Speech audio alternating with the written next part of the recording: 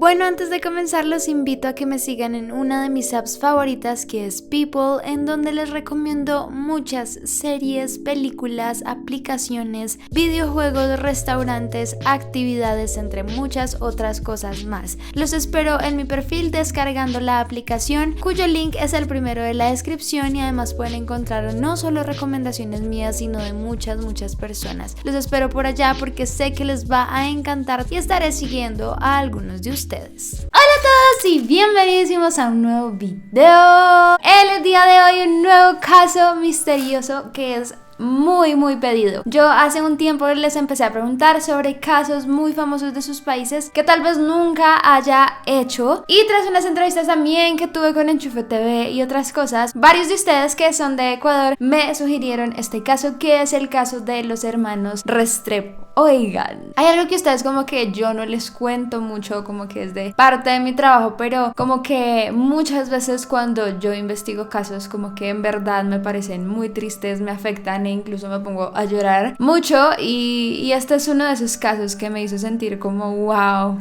qué impotencia, qué triste que este tipo de cosas pasen y al final no pase nada. Les contaré ya toda la historia para que entiendan por qué me sentí así, y tal vez de pronto ustedes también sientan un poco de lo que yo sentí al investigarlo. Pero bueno, antes de empezar, no olviden seguirme en todas mis redes sociales. Saben que tengo 1000 millones de redes. Recuerden que nos vemos en Twitch más seguido. Hicimos hace poco por allá un podcast, así que estamos haciendo cosas diferentes. También juego con ustedes, hablamos y bueno, nos divertimos muchísimo. Y no olviden suscribirse a mi canal y activar la campana de notificaciones para que les avise cuando subo video. También al segundo, que ya saben que es de videojuegos, el link está en la descripción. Pero bueno, ahora sí, sin más que decir, comencemos con el video.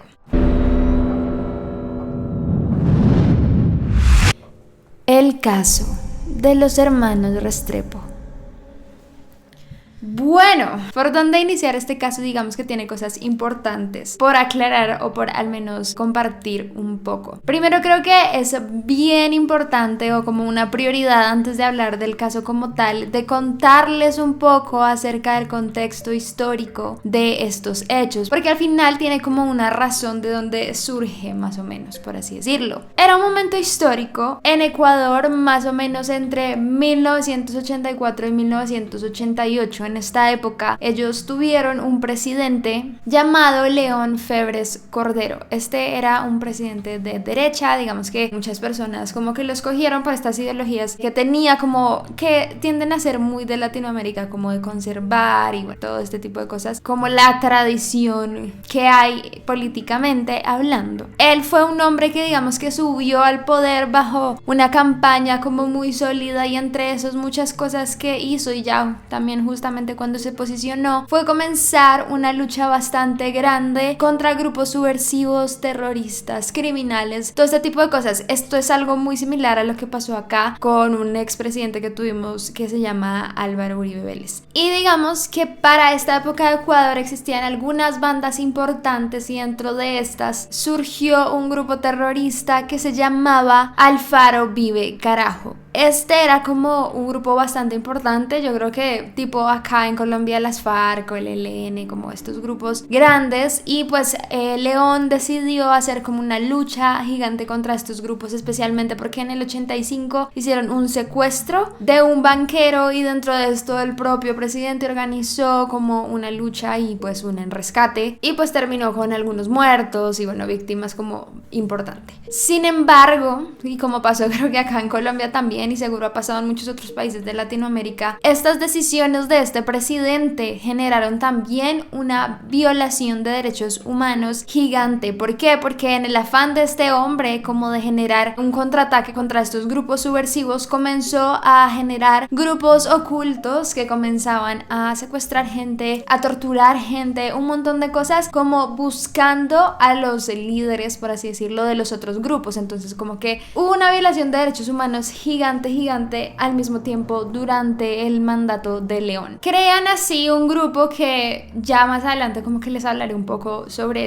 pero se llamaba así The 10, que era supuestamente un grupo policial y bueno esto, pero a la final descubrieron que era realmente como un grupo medio oculto que se dedicaba como a buscar todas estas personas o grupos relacionados con bandas criminales o grandes grupos terroristas, y digamos que el objetivo era atraparlos, pero a través de un montón de violaciones de derechos humanos, de torturas, de secuestros, como que hacían unas cosas muy locas y digamos que ellos decían que el CID 10 era solo un agente de policía cuando realmente era un grupo completo. Y ya entonces como que ahorita extiendo un poco más la información respecto a esto para que entiendan un poco más, pero básicamente quería como darles ese contexto histórico de León Febres porque es importante saber qué fue lo que este hombre hizo y que llevó a este caso, pues a través de su afán de querer erradicar, por así decirlo, las bandas criminales, el narcotráfico, el terrorismo, entre muchas otras cosas más. Y así inicia el caso de los hermanos Restrepo. Justamente este caso ocurre en el año de 1988, que fue el año o bueno, el último año de mandato de León Febres. Este caso ocurrió con dos chicos.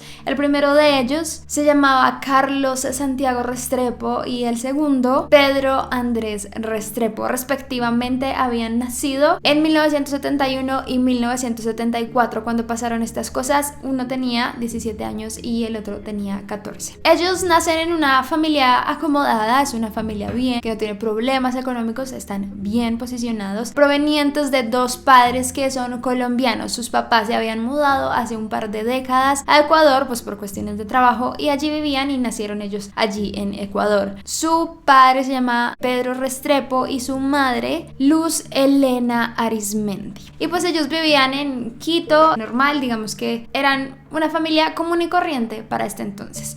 Y llega así el año de 1988 donde suceden los hechos de este caso. Eran más o menos las 9:30 cuando los chicos salen de su domicilio, de su casa, en dirección al aeropuerto. Hubo varias versiones que decían que iban a recoger a la hermana, otros que iban a ir a donde un amigo, pero pues yo ya vi exactamente qué fue lo que pasó. Y básicamente ellos iban a ir al aeropuerto a despedir a un amigo de ellos muy cercano que se iba a vivir a Estados Unidos. Entonces pues iban a ir allá a despedirlo, como que te vamos a extrañar, obviamente era la última vez que lo veían, entonces decidieron irse al aeropuerto a eso de las 9:30 y después de eso ellos tendrían que recoger a su hermana, que ella tenía 10 años, ella era la hermana menor, que se quedó ese día en una fiesta de cumpleaños de una amiguita de ella. Salieron a bordo de una camioneta Chevrolet Trooper color almendra cuya placa era PHD 355. Sin embargo, aquí es donde lo trágico pasa y es que los niños nunca llegan al aeropuerto y nunca llegan por su hermana. Se hizo muy tarde, nadie llegó por la niña y pues obviamente dieron la alarma los amigos y pues los papás sobre la desaparición. No aclaré algo súper importante, los papás no estaban en ese momento en la ciudad, ellos estaban de viaje en la playa, estaban como de vacaciones y pues dejaron a los niños. Igual ya digamos que Carlos era más grande, entonces como que sentían que podía cuidar a los demás y pues ellos entonces en ese momento no estaban en la ciudad, los niños estaban solos y a cargo de su hermanita. Sin embargo, como les conté, Carlos Santiago era menor de edad, tenía 17 años y por ende no tenía licencia de conducir. No se sabe qué pasó entonces, ellos desaparecieron por completo de la faz de la tierra, los erradicaron, o sea, no se sabe qué ocurrió y comienza la intensa búsqueda, obviamente, los papás denunciando y aquí es donde todo se pone pues bastante loco. Digamos que los padres obviamente vuelven como a buscar a sus hijos y en un primer momento ellos dicen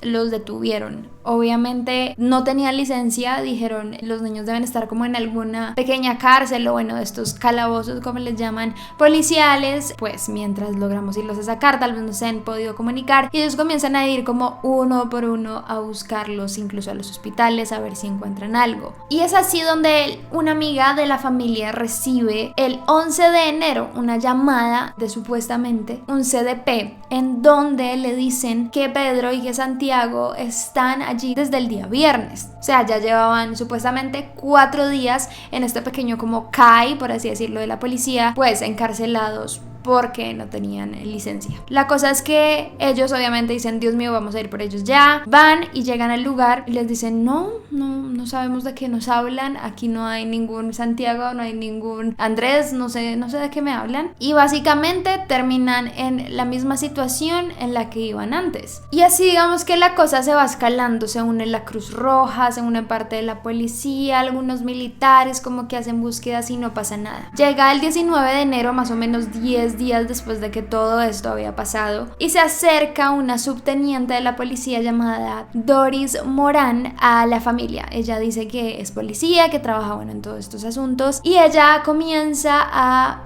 prometerles a la familia, como vean, sus hijos están vivos, ellos están en no sé dónde, pero están bien, no se preocupen, fue el problema de la licencia, pero ellos están bien, y les promete que poco a poco los van a encontrar. También ella ordena por alguna razón una expedición desde Quito hasta Ipiales, que es aquí en Colombia, al sur de Colombia, como que hacen un viaje hacia el norte, como tratando de buscarlos, pero pues tampoco pasa nada, y de ahí es donde comienza también a prometerles, como vean, ellos están bien, y supuestamente ella les prometía esto porque el 27 de enero a ella la contactó una fuente anónima, el cual era supuestamente un informante infiltrado que le decía constantemente qué hacer, qué decirles a la familia, y pues él era el que conocía el paradero de los chicos y pues obviamente ella les comunicaba todo a los padres. Supuestamente esta señora Doris comienza a recibir como amenazas de muerte para ella y para la familia Restrepo si ellos no hacen caso de lo que les dicen, y básicamente Doris les dice que ellos tienen que quedarse por completo callados, que no pueden decir nada de esto a los medios ni nada, sino que se los dejen en sus manos, pues los niños ya van a salir pronto y si ellos llegan a hablar, pues lo más probable es que les hagan daño o que algo peor suceda. También esta mujer Doris comienza a involucrar a su propia madre, llamada Aida Rivadeneira, en el caso, por así decirlo, como que comienza a llevarla a la casa de la familia Restrepo. Esta mujer también se vuelve, por así decirlo, como una nana para la hija, se vuelven muy cercanos, como que Doris y Aida se convierten en parte como fundamental de la familia, pues les dan un gran apoyo a los padres en esta situación y pues los mantienen informados de la situación de sus hijos. Pero comienzan después a hacer un montón de cosas bastante particulares, y es que comienzan a echarles la culpa a los papás o comienzan a decirles que esto es culpa de ellos en parte por el pasado que han tenido con su familia, de los Restrepo Arizmendi, con temas relacionados con el narcotráfico, con conexión de grupos guerrilleros. No sé si sabían, pero acá pues hubo una banda de narcotraficantes muy famosa que les decían los hermanos Restrepo, y pues se pensaba, bueno, como que ella decía que era por esa alianza con esa familia, como con un montón de cosas, que los niños habían sido como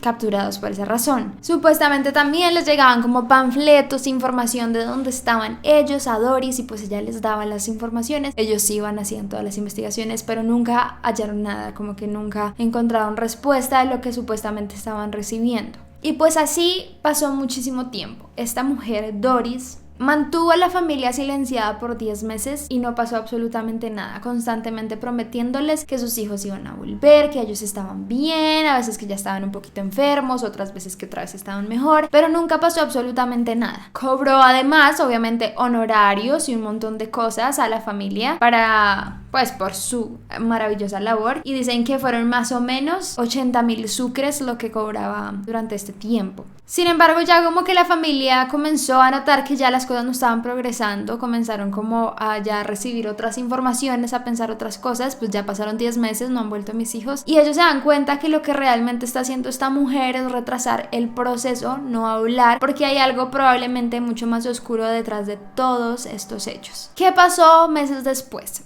El 28 de junio de 1990, o sea, un par de años después, la policía hace pública como la muerte de estos chicos, probablemente, o bueno, casi seguramente, por un accidente automovilístico que tuvieron en una quebrada llamada Quebrada Pacha, que es como en dirección al aeropuerto, digamos que donde viven allá, como que es medio carretera por unas partes. Entonces decían que ellos se accidentaron ahí. Muestran así como evidencia el vehículo, o sea, encontraron el vehículo que había caído en la quebrada y estaba obviamente en un terrible estado. Pero acá es donde empiezan las inconsistencias del caso, pues además de todas las que ya han habido. Supuestamente encuentran 3 zapatos de los hermanos, pero los zapatos no tenían uso, no tenían daño, o sea, como que esos eran zapatos nuevos para el momento en que ellos desaparecieron. La mamá se acuerda que eran nuevos y que los iban a utilizar por esos días. Y supuestamente después de un accidente estaban casi que intactos, estaban perfectos, sin rayones, sin gastos, y pues no había rastro de agua, de lodo, de nada. Por otro lado, descubrieron que el switch del carro estaba apagado, es decir, si hubiera estado encendido, si hubiera accidentado, pues se vería en el switch, pero el switch estaba apagado, como si nunca hubieran prendido el carro y ya. Por otro lado, el vehículo, la manera en la que estaba destruido no era como que expresara como si hubiera habido un volcamiento, sino que parecía que hubiera sido como golpeado, destruido antes y luego ahí sí lo botaron. No se encontraron indicios de restos humanos en el lugar en el que lo encontraron, no hubo sangre, no había huesos, no había nada, o sea, nada que indicara que habían humanos dentro del auto, por así decirlo. Nadie se percató del accidente en ese momento. Supuestamente yo creo que uno alcanza a ver, o alguien alcanza a ver o escuchar un accidente de ese tipo en esos lugares, y pues nadie nunca reportó nada. Y por los días que ellos desaparecieron, los amigos que eran Boy Scouts de los chicos fueron a hacer búsquedas por esas zonas y ellos tampoco encontraron nada. Ya después de todo esto y con la evidencia de los zapatos también, digamos que pasaron algunos meses y los papás volvieron a recibir el zapato, esta vez sí como con lodo y cosas, y ellos dijeron, no entendemos qué estaba pasando. Y ya después la policía no volvió a mostrar jamás nunca ese zapato, no se mostró como evidencia, nada, o sea, desaparecieron por completo esa información. Y algo súper importante es que no apareció el motor del carro, un motor supremamente pesado, un motor reconocible, y no apareció en el lugar del accidente. Eso fue bien extraño. Entonces todo esto se torna en una situación muy particular, muy extraña, y los papás comienzan a sospechar dentro de las investigaciones de lo que pudo realmente haberles ocurrido a sus hijos. Y allí es donde ellos dejan de guardar silencio tras despedir a Doris, tras darse cuenta que lo único que quería era retrasar el proceso, y comienzan a hablar. Llegan a una entrevista a los medios, empiezan a hablar abiertamente del tema y hacen su denuncia fuertemente contra el gobierno. Básicamente lo que ellos saben, concluyen tras todos estos hechos, es que sus hijos fueron desaparecidos por la policía. Parece que los niños sí estuvieron como capturados por la policía, y algo pasó y terminaron desapareciéndolos, matándolos y ocultando absolutamente todo sobre esto. Inician una lucha gigante contra el gobierno y contra todo el mundo para que se enteren de lo que acababa de ocurrir, que nadie les daba respuestas. Parece que cuando les dijeron que los niños estaban en el CAI, o en esta estación de policía, ese día sí estaban allí, pero según dicen, como que la policía se les fue la mano. ¿Qué pasó? O sea, para que entiendan un poco el contexto de lo que probablemente dicen que fue lo que ocurrió. Como les digo, por esta época en el gobierno de este hombre, él estaba haciendo un montón de cosas para atrapar criminales, narcotraficantes, terroristas, entre otras cosas. Justamente los hermanos Restrepo, 1, tenían el apellido Restrepo. 2, estaban conduciendo sin licencia de conducir, algo que pues no sería tan normal. Y 3, eran colombianos, o bueno, al menos sus papás. Era muy loco para esta época, pero pues obviamente se entiende porque fue una época bastante dura para Ecuador, pero más que todo para Colombia en este tema. Era nuestro auge en temas de narcotráfico, Pablo Escobar, los hermanos Restrepo, bueno, un montón de cosas que estaban ocurriendo acá en Colombia. Y en Ecuador pues pensaron que estos chicos tenían algo que ver por su apellido, por su procedencia, entre otras cosas. Solo por el hecho de ser colombianos, los chicos fueron apresados, por así decirlo, se los llevó la policía. Parece que ellos los metieron en unos calabozos y ya después se llevaron al grande, que era Santiago, a interrogatorio, como que según dicen comenzaron a torturarlo de una manera terrible. Entre esos le pusieron una máscara como cubriéndole la cabeza con gas por dentro. Él sufría de asma y pues obviamente durante esos momentos se le dio un ataque y falleció. Según cuentan, la policía dijo, bueno, ¿qué hacemos? No podemos hacer nada más que matar a su hermano porque es el único que sabe qué pasó y pues no podemos permitir que haya testigos. Y así desaparecen a los 2 hermanos. Digamos que esto nunca lo ha aceptado como la policía como tal, estos hechos, sino que hubo una intervención que me parece increíble porque ni siquiera pasa eso acá, pero hubo una intervención del organismo de Colombia llamado el DAS que prestó colaboración para el caso. Ellos hicieron una investigación,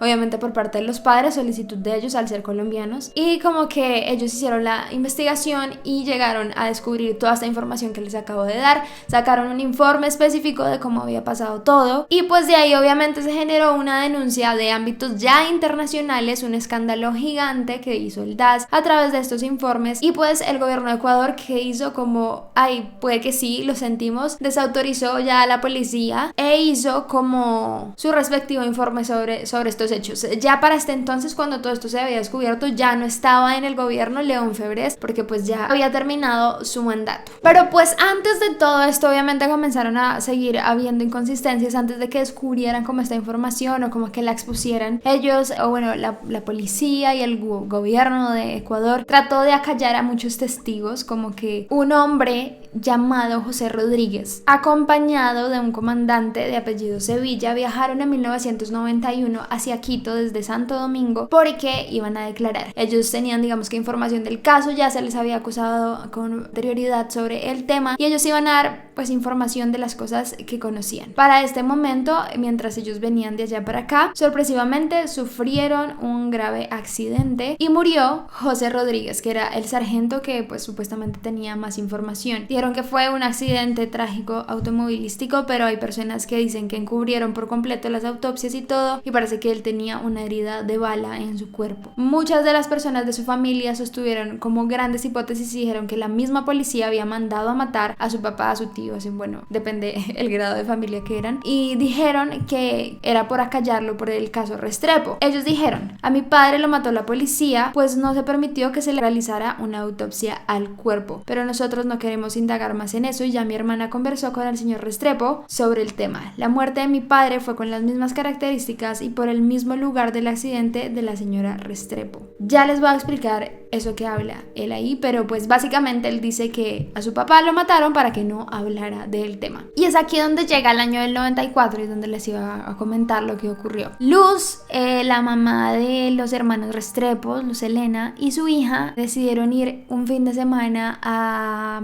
pasear, como que irse de vacaciones. Después de todo esto que había ocurrido, obviamente la mamá entró en un grado de depresión supremamente fuerte, como que no salía de la casa, tenía un montón de cosas obviamente en el corazón y estaba muy mal. Pasó un tiempo, como que ellos tuvieron como discusiones con su esposo y él le decía como: necesito a mi esposa de vuelta, que luchemos por esto. Y digamos que todo como que comenzó a dar otro giro, ella comenzó a ver la vida diferente, comenzó a ser una mujer un poco más empoderada y digamos que comenzó a luchar un montón por sus hijos, por que se hiciera justicia, y ya estaba en un estado un poco mejor cuando llegó este fin de semana en el que se fue con su hija. De vuelta de las vacaciones que tuvieron, ocurrió un accidente automovilístico en el que ella pierde la vida. Digamos que no se sabe si fue realmente un accidente o fue algo que le quisieron hacer daño, pero sí, muchas personas piensan que sí, fue supremamente coincidencial y ella fallece. Su hija queda gravemente herida, pero sobrevive y pues Luz Helena fallece. Es una tragedia grandísima obviamente para la familia, porque ahora el papá y la hermana no solo pierden a sus dos hermanos e hijos, sino también a su mamá, su esposa. Pero quería contarles ese detalle como para que supieran, porque aquí allá como que el proceso que se continúa es como casi el papá y la hija completamente solos. Y es allí donde comienza también a aparecer un poco de información supremamente importante y crucial. Aparece un agente, o bueno, un ex agente del SIC-10 llamado Hugo España. Acá les quería explicar, antes de hablar de Hugo España, sobre el SIC-10 que les había prometido arriba. El SIC-10 era una de las organizaciones que creó León Febres en ese momento para combatir a pues el terrorismo y todo este tipo de cosas. En ese momento ellos decían que SIC-10 era solo un agente, o sea, como el número de registro de un agente, y ya después descubrieron que en realidad era una organización completa de policías dedicados a encontrar gente de este tipo. Ellos fueron los que ejecutaron, o bueno, desaparecieron a los dos niños por todas las razones que ya les dije: ser colombianos, el narcotráfico, bueno, todo este tipo de cosas. Y Hugo España era uno de los agentes que trabajaba en ese SIC-10. consecuencias. Él se salió de ahí por, según explica él, su cargo de conciencia. No podía con todas las cosas que esta organización hacía, unas cosas atroces, unas cosas que él no podía simplemente olvidar, y él decide hablar sobre lo que pasó con los niños. Él declaró que los hechos fueron los siguientes. Él recibió ese día a los chicos que llegaron a esa estación. Él dijo que uno de los sargentos le había ordenado que los separara y los incomunicara por completo. Y después de un tiempo le pidió que le llevara al hijo mayor, o bueno, Santiago, a su presencia, o sea, que fuera con él. Dice que alrededor de 45 a 60 minutos después, este hombre llegó con Santiago en un estado deplorable, estaba supremamente lastimado, no podía casi respirar, o sea, estaba muy mal, y pues obviamente él dijo le habían aplicado las torturas. Dijo que incluso no se podía ni siquiera permanecer de pie. Pero él dice que él ya no lo recibió, sino que otro comandante llamado Llerena fue el que los recibió y pues los ocultó. Él dice que su superior lo obligó a mantenerse callado, le dijo que no podía decir absolutamente nada de lo que acababa de ver, y él, digamos que terminó su turno y no supo mucho más. Cuenta que el 11 de enero él volvió, bueno, que estaba trabajando, y le dieron la orden a él y a 2 agentes más de llevar unas bolsas a una laguna llamada la Laguna de Jambo y botar las bolsas ahí. Básicamente él cuenta después que él obviamente abrió las bolsas porque le dieron la orden de llenarlas de tierra y de piedras, y en ese momento pues se acuerda que vio una cabeza y un brazo. Ellos hacen caso, lo llenan y los llevan y los botan en la laguna. Ahí él explica las torturas que les ejercieron, hablando de la máscara de gas, del ataque de asma que le dio, y pues que obviamente habían asesinado al otro niño para que no dijera nada. Y digamos que tras esta declaración se esclarecen un montón de cosas, aparecen un montón de nombres de personas involucradas, más o menos 30 personas involucradas en la desaparición de estos chicos, incluido España. ¿Qué pasó? Que hay muy curioso, que uno dice, ¿será cierto o no será cierto? Y uno se da cuenta después que evidentemente lo que él dijo era completamente cierto. Uno, él jamás cambió su versión, él juró y rejuró que era la verdad y nunca quiso volver a decir lo contrario. Él dijo que ese era lo que había ocurrido y que él no iba a cambiar su versión por nada del mundo, pasara lo que le pasara. Y algo muy curioso también que pasó después es que justamente él comenzó a recibir un montón de amenazas de muerte, recibió ataques de muerte con venenos, con disparos, con un montón de cosas. Trataron de matarlo de 1000 maneras, pero no lo lograron. Eso es una locura, pero no lo lograron asesinar. Y pues obviamente uno dice, pues si no fuera culpable, si no fuera cierto lo que dice, pues no lo mandan a matar. Y pues obviamente querían acallarlo. Y obviamente comenzaron a pasar también cosas muy curiosas con la familia de los Restrepo, y fue que el gobierno de Ecuador quiso sacarlos o exiliarlos a Colombia, o sea, devolverlos a su país, porque sí, básicamente. Digamos que esto fue una acción bastante interesante del gobierno, porque si no tuvieran nada que ver y si no ocultaran nada, pues simplemente no los quieren sacar del país, sino que los dejan pelear solos. Y por otro lado, ellos, digamos que los papás generaron una lucha muy grande para lograr saber al menos de sus hijos, porque a la final lo que ellos más querían, especialmente hablando del papá, era que les entregaran los cuerpos. La mamá, tristemente, pensó siempre que ellos seguían vivos, como que se creó mucho esa idea a pesar de muchas cosas. Ella sí quería que ellos estuvieran vivos, pero el papá sí tenía muy claro que los niños ya no estaban vivos, pero él solo quería los cuerpos. Y ellos iniciaron una lucha muy muy grande, o sea, ustedes tienen que ver los videos, una lucha gigante para que los niños, o bueno, para que les respondieran, al menos les dijeran qué les pasó, que al menos les entregaran los cuerpos y poder darles una sepultura. Los papás comenzaron a ir a la plaza central a protestar constantemente. El papá iba todos los miércoles a hacer su protesta, ponía los carteles de lucha, bueno, entre un montón de cosas. Dejó de ir porque empezó a sufrir de artritis y pues ya no se puede casi mover, pero era una lucha constante. Su madre obviamente fue muchas veces, tuvo muchas luchas con los policías, muchas veces la sacaban de los pelos, la violentaban al igual que al papá, pero lograron poco a poco irlos concientizando. Poco a poco también los sacaron de la plaza, como que en ese momento las personas que estaban como de jefes les ordenaron sacarlos porque no querían más que protestaran, obviamente porque sabían la verdad. Y cuando ellos les preguntaron que por qué los sacaban, decían que era porque trancaban el tráfico, pero pues obviamente era porque no querían que más gente supiera lo que había hecho el gobierno con estos niños. Cada vez se unía más gente, como que empezaron a llegar muchos más casos de desapariciones por parte de la policía hacia personas, y digamos que comenzó a volverse algo muy muy muy grande, y mucha gente comenzó a conocer el caso y se volvió uno de los más famosos de Ecuador. Para ese entonces había una cosa también muy curiosa que yo no sabía que existía, llamada el espíritu de cuerpo, en donde es como una ley que cubría a la policía de cualquier denuncia o algo así sobre sus actos. Ya después cambió la constitución y pudieron hacer algo, pero en ese momento existía eso que no les permitía hacer absolutamente nada contra este organismo del gobierno. Pero llega así después de tantos años de lucha, después de que muere también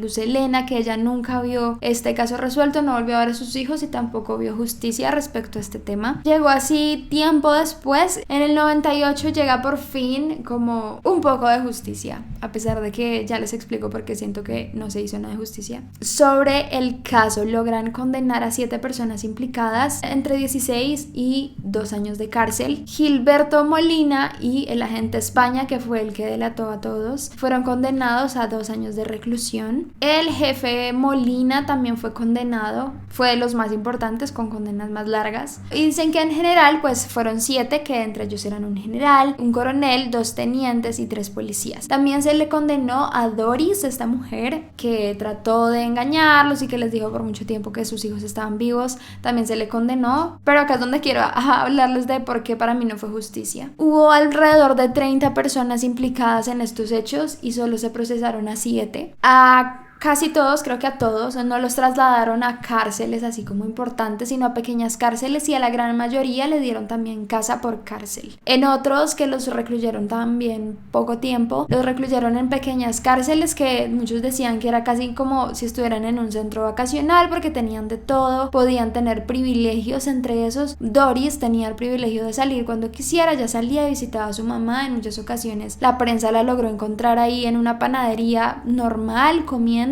y ya después la devolvían a la prisión. O sea, era un descaro por completo las condenas que les dieron y la manera en que las ejecutaron. Por otro lado, uno de los detenidos también siguió trabajando mientras estaba en la cárcel.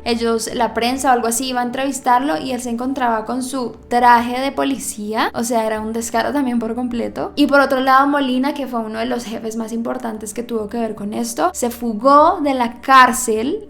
O sea, un descaro, y nunca más se le volvió a ver. O sea, tuvo un montón de gente que lo ayudó y desapareció. La mayoría o todos les redujeron la pena a la mitad por supuestamente perfecta conducta, y así fue como vivieron y tranquilamente. O sea, como que a la final no hubo una implicación en estos hechos. Lo único que pasó fue ya tiempo después con otros gobiernos, y cuando ya con la información del DAS y bueno, todo esto que había pasado, en donde se delató evidentemente al gobierno de Ecuador sobre estos hechos, ellos decidieron aceptarlo y dijeron sí, como que la embarramos un poquito, y pues ganaron una demanda contra el Estado. Ellos tuvieron que pagarles una indemnización, pero a la final yo siento que pues no hay dinero que devuelva a unos familiares desaparecidos de esa manera. Finalmente España fue exiliado y protegido, está viviendo supuestamente ahora en Inglaterra, y Doris también se fugó del país y no se sabe dónde está. Dicen que cerraron el SIC-10, pues esta organización criminal, pero realmente lo que hicieron fue cambiarle el nombre, que siguió existiendo muchos años más, cometiendo más crímenes de Estado, pero bajo otro nombre.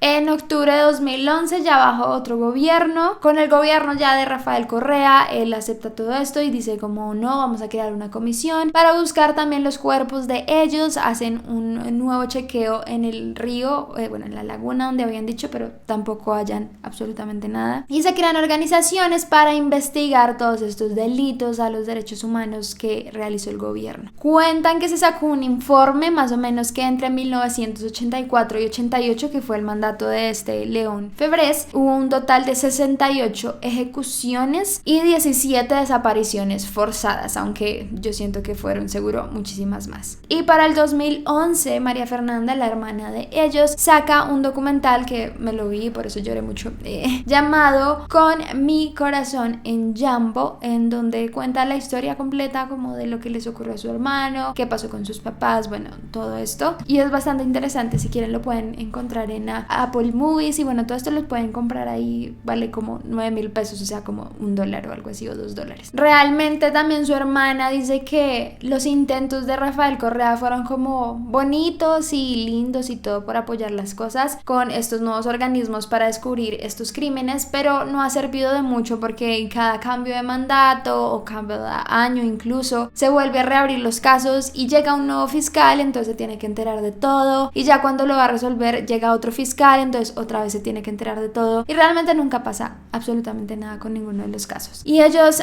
nada, siguen buscando que algo pueda pasar más, al menos lo que ellos quieren es encontrar los cuerpos de los chicos, pero nunca los encontraron. La policía en ese momento también dijo que cuando cayeron en el accidente automovilístico, los peces los habían comido, entonces es como pues peces caníbales, sí, ya no, o sea, nunca se encontraron, no se sabe qué pasó, pero se me hizo un caso muy triste, como que al igual que pueden sentir muchos de ustedes, no sé, una impotencia muy grande, yo también al ser colombiana, como en este momento, como se juzgaba, y creo que todavía muchas veces a los colombianos por el pasado narcotráfico que tuvimos en el país, es algo complicado de llevar en muchas ocasiones, y siento que ya ha cambiado mucho, pero todavía hay cosas que pasan. Entonces es un caso muy triste para mí, me genera mucha impotencia saber que los agentes gubernamentales de los que más seguros deberíamos estar son los que más violencia generan, los que matan gente, y esto es una realidad en todos los países, amigos. Acá también ha pasado con otros gobiernos que no voy a nombrar, pero seguro muchos colombianos conocen. Hay muchos casos de este tipo en toda Latinoamérica, estoy segura. Entonces pues quería como que lo conocieran, que supieran que pasa en todo lado, que muchas veces gente desaparece y es de la misma policía, organismos que los desaparecen por buscar como gente mala, pero no hacen como su trabajo como es, no sé, es muy triste. Y pues chicos tan jóvenes que tenían un montón de cosas por delante, pues simplemente no pudieron hacer nunca nada más por su vida y murieron a manos de unos sanguinarios que supuestamente protegen al pueblo.